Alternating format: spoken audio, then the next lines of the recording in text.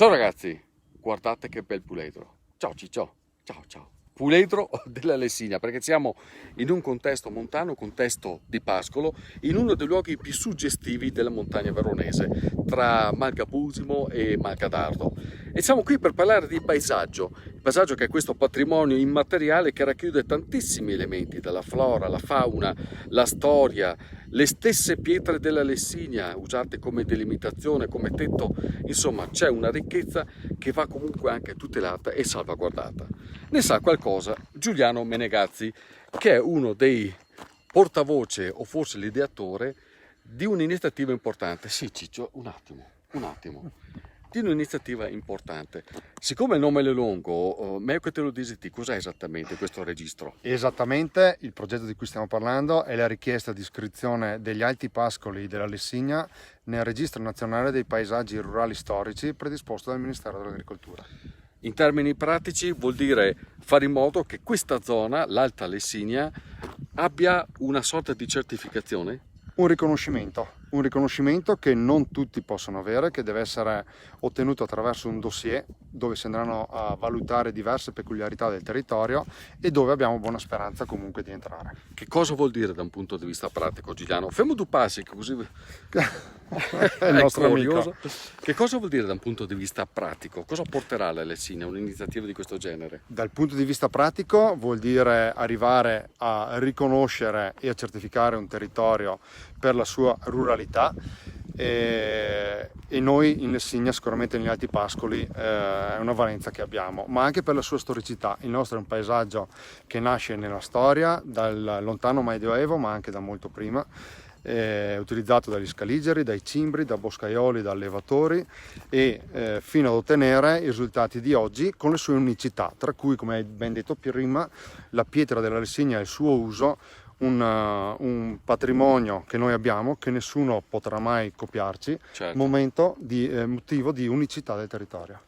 E tanto di questo paesaggio lo vedete nelle foto che stanno scorrendo, sono le foto di Marco Malvezzi, un innamorato della Lessigna, che col suo obiettivo cattura veramente degli scorci, trasmettendo delle emozioni, perché la Lessigna è emozione.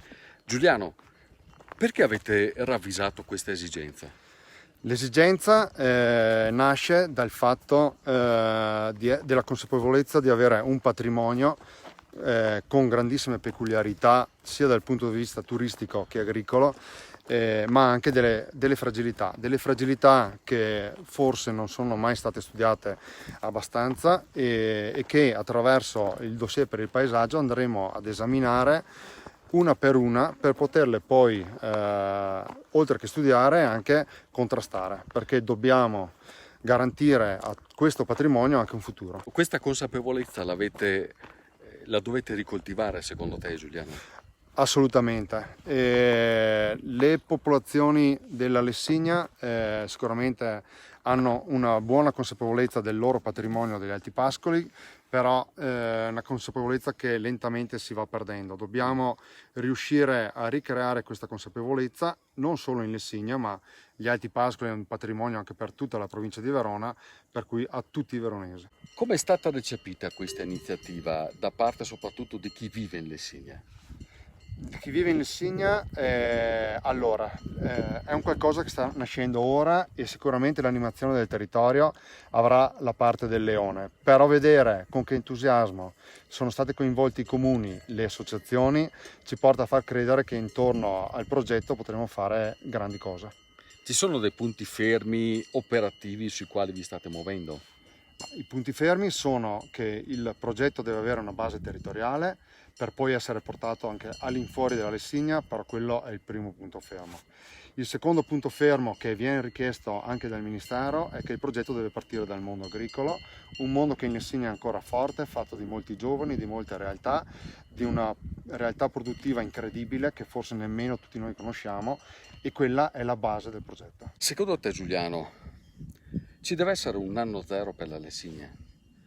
Sì, È questo? è questo. Su questo non ho dubbio, perché siamo a 3 decenni la nascita del parco naturale sul territorio, da quel boom economico dal cambio del turismo che c'è stato negli anni 90, siamo un trentennio, una generazione, siamo in un momento in cui i comuni stanno riscoprendo l'importanza di fare rete, gli allevatori, i malgari, le associazioni di fare territorio, il turismo sta riscoprendo se stesso con il progetto Destinazione Lessigna, aggregazione anche quella, stiamo portando avanti questo progetto, questo può essere sicuramente un anno zero. Si sta uscendo da quella nomea, forse anche eccessiva, di persone chiuse, innamorate, forse troppo gelose della propria terra?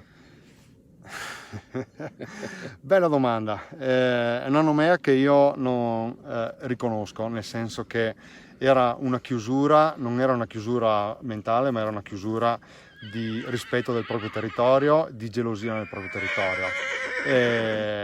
Sicuramente le nuove generazioni stanno avendo un rapporto diverso con l'esterno, però sempre con alla base la volontà di difendere quello che è Certo. l'eredità del passato. Certo. Tutti devono essere coscienti del patrimonio che abbiamo e di tutto quello che può dare. Lo sai, è vero che fare cultura è sempre la cosa più difficile, più a lungo rientro. Sì, è molto dura e siamo certi, siamo già sicuri di aver intrapreso un percorso che non sarà breve, andrà registrato nel tempo, ma non abbiamo fretta perché i ritmi degli Alti Pascoli sono lenti. Grazie a Giuliano Menegazzi, una voce importante che tra l'altro raggruppa anche esponenti autorevoli del mondo alpino, accademico, comunque conoscitori del mondo della montagna. Sì Ciccio, sì, aspetta, eccoti il primo piano, che bello, ecco, contento, ecco, è d'accordo anche lui. È d'accordo. Insomma, anche lui. è tutto un mondo della Lessigna che si sta cercando di tutelare anche a livello di certificazione ambientale. Sì, ecco, sorridi, contento, eccolo qua. Grazie Giuliano e complimenti per questa iniziativa. Alla prossima cantierata ragazzi, ciao!